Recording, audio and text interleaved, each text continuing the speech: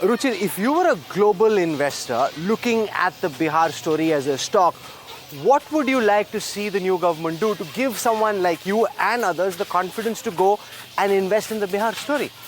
Well, I think that, Bihar, obviously there's a lot of talent here, but the education system is still very weak. When I speak to business people, I don't think anyone's really looking to invest in Bihar because it's very hard to find talent which remains here. And then I also think that in terms of that, there needs to be like a vision about what industries exactly can be built here. Because as I said, so what kind of industries can come? Yeah, because they're focusing a lot on agro-based industries. Is that really the best approach? Because it is a landlocked state. Yeah, that's right. So that is a real problem for them.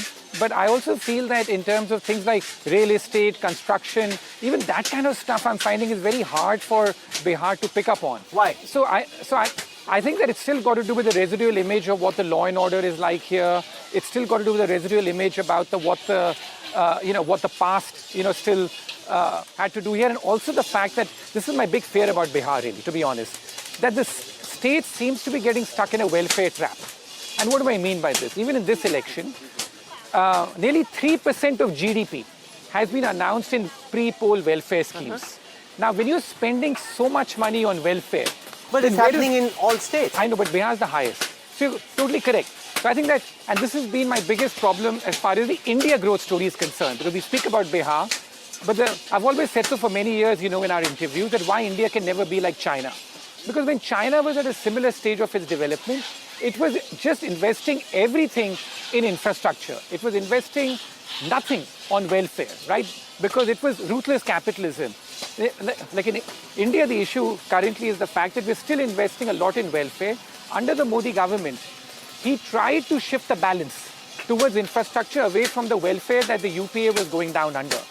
But it seems to me, and especially after the setback or however you want to describe what happened in the national election in 2024, the series of state elections after that, the amount that the state governments are spending on welfare has gone up significantly. But it's a trap because the opposition, for example, in this election, Tejaswi is promised one government job in every household across the state. And now he's done more. more. If that happens, then that's 4x the current state budget of Bihar. And that's exactly the problem. Therefore, like you said, like a welfare trap. Because one of the things that we have learned, which I'm sure you know as well, that a big swing factor in this election from the travel that we have done in the last few days has been this 10,000 rupee Jivika scheme that was rolled out by the Bihari government for women in this state, right? I think that's been a big swing factor in favor of the NDA government and possibly why at this stage they are favored to win this election.